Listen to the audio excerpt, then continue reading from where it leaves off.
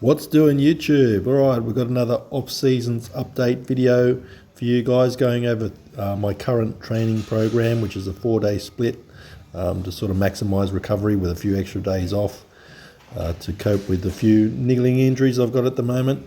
So the first day that we're going through is a chest and biceps workout. So I'm using dumbbells to try and keep away from a little bit of an elbow problem, shoulder and elbow problem I'm having on my right side at the moment. So sticking to dumbbells as I find any sort of barbell sort of aggravates that injury, so I can sort of tuck my elbows in a little bit closer with the dumbbells. So what I do is I work up to a top set. I use 50 kilos in this workout. So I've just started to get my strength back up. I was up to about 55 kilos before, but now just starting to get my strength back up. And then what I do is a back down set, which is the set we're watching now. So it's one top set, normally about 5 to 6 reps, or 6 to 8 reps ideally.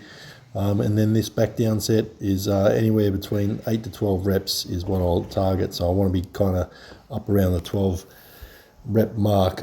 Then my next movement for this workout, or most of the workouts, is normally a machine incline press. So this is a Cybex incline press, and this is a very high angle, so this is going to hit very high up on the chest. This is also a beautiful machine where you get a big stretch on the chest. I don't use a whole lot of weight on this. I find I fatigue pretty easily on this one, and once I fatigue it's pretty quick. So I normally stick around 2.5 to 3 plates on that. Then the next, and I do 2 working sets of that. Then the next exercise, I'm liking these dips at the moment. Sometimes I use it assisted if the elbow's giving me problems, but it's a very wide grip.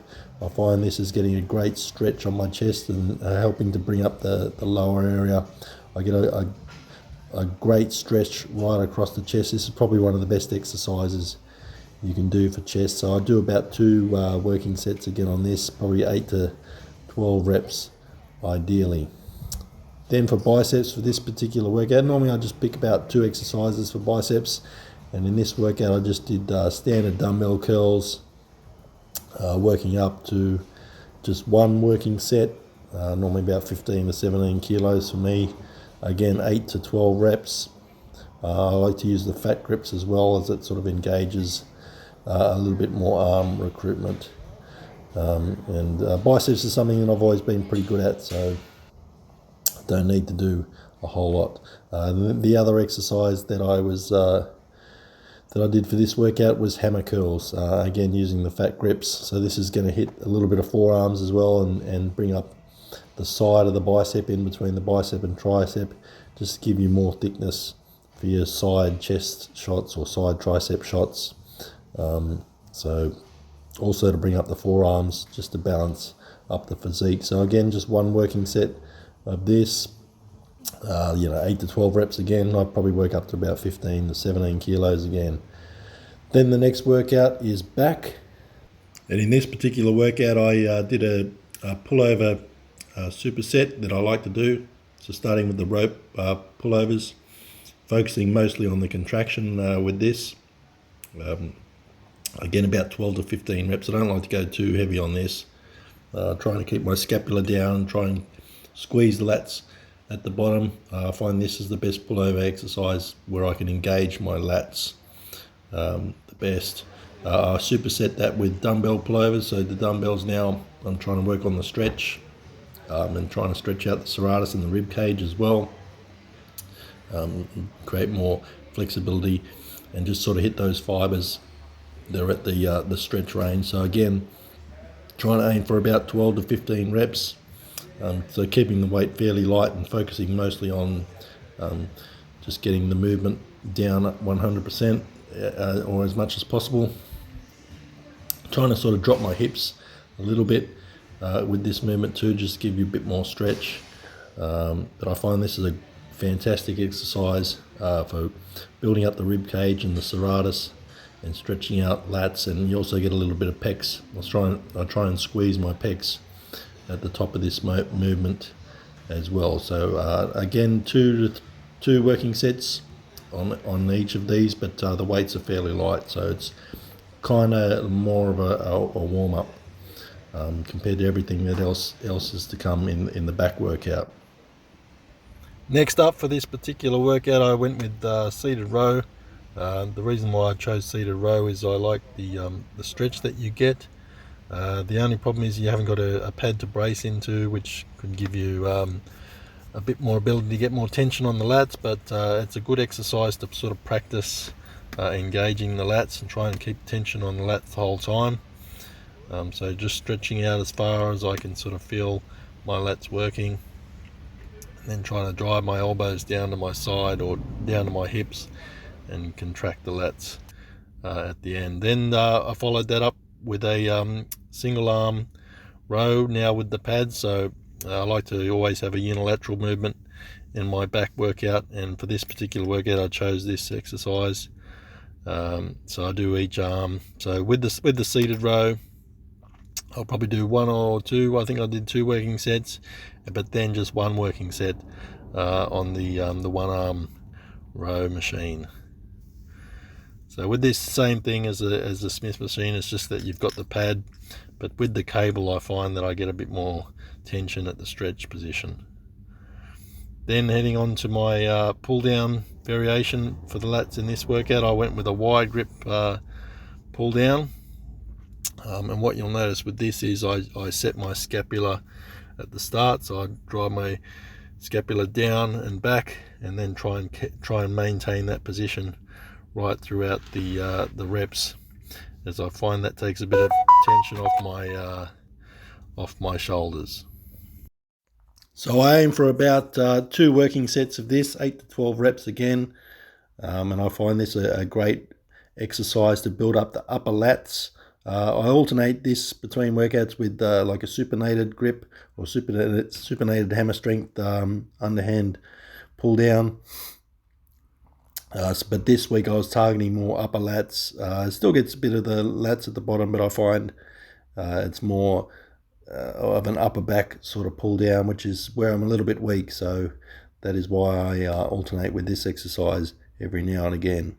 My upper back movement or upper back row for this workout was the seal row. So I find this a bit of a difficult exercise because this is a bit of a weak area, right, in between the shoulder blades for me. That's where I'm trying to target with this exercise. I'm a little bit weak there, so trying to squeeze my scapula at the top and trying to stretch out as much as I can at the bottom. Again, I aim for 8 to 12 reps with this, with another 2 working sets. Sometimes I only get about 6 reps with my last exercise with this. Next workout is shoulders and triceps. I didn't do any triceps in this exercise. I did a little bit, but nothing to show because of the elbow problems that I'm having. But I start my shoulder workout normally with some rear delts. So my favorite rear delt exercise is a reverse pec deck because of the bracing of the pad. I can keep everything still and get the tension through just the rear delts, so a lot more tension at the stretch position with this as well. Sometimes I superset this with dumbbells, just because the dumbbells is a little bit more tension at the flex position, but normally aim for about two working sets of this, 12 to 15 reps. Then my side delt exercise that I go to is the plate loaded machine side laterals. So again, about 2 working sets of this, 10 to 15 reps. Sometimes I do drop sets as well, but I love this machine, just trying to keep tension on the delts. I don't like to use dumbbells anymore, as I find my traps get involved a little bit too much, and also the forearms as well. So I just want to get all side delts with this. Then my pressing exercise for this workout was the prime press, so it's like a wider grip. So it's not a neutral grip would be more front delts, where this is sort of hitting a bit of side or overall delts as well. So again, 2 working sets, and the top set, my heaviest sets will probably be 8 reps or at least 8 to 12 reps with this weight. Next up is my leg workout. So I'm only doing 1 leg workout now, so quads and hamstrings, and it's a bit less exercises per workout. And the reason I'm doing this is I've been having a bit of problems with my knees recovering in between the workouts, doing a 5-day split. So I've gone to just the 1 day, and I'm starting this workout with leg extensions. I don't like to go too heavy with the leg extensions. Just try and get a pump and isolate the quads.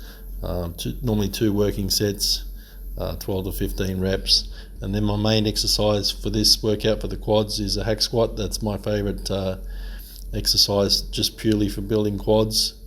I normally work up to my heaviest set, where I'm about 6 to 8 reps, ideally closer to 8 reps. But if I'm going really heavy, I try and get at least 6 reps. I find this is by far the best quad exercise for me because of the bracing of the pad. I also do pendulum squats, but I find there's a little bit more stability required with those, so there's a little bit less tension you can get on the quads. So then my hamstring exercise that I chose for this workout was a seated hamstring curl. I reckon this is the best curl variation for hamstrings. You can get the most tension through the muscle. You work the muscle at the length and range a little bit more than a lying leg curl. I do alternate these between these and lying leg curls each week, but again aiming for 8 to 12 reps and 2 working sets, trying to keep tension on the muscle the whole time. It's easy to mess this exercise up and let and lose tension at the stretch position and move your hips too much when you're trying to contract. So you're trying to keep your hips locked and try and keep all the tension through the hamstrings. The last exercise for this workout was just a conventional deadlift. So just trying to work the whole posterior chain here, so glutes, hamstrings, you get a bit of lower back and lats as well. So I worked up to a weight where I'm getting about 8 reps, nothing crazy.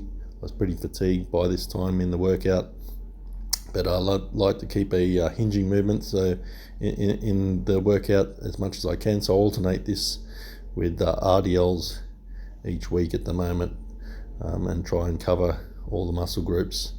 So that's the video wrapped up. Hope you guys enjoyed, and I'll catch you again soon.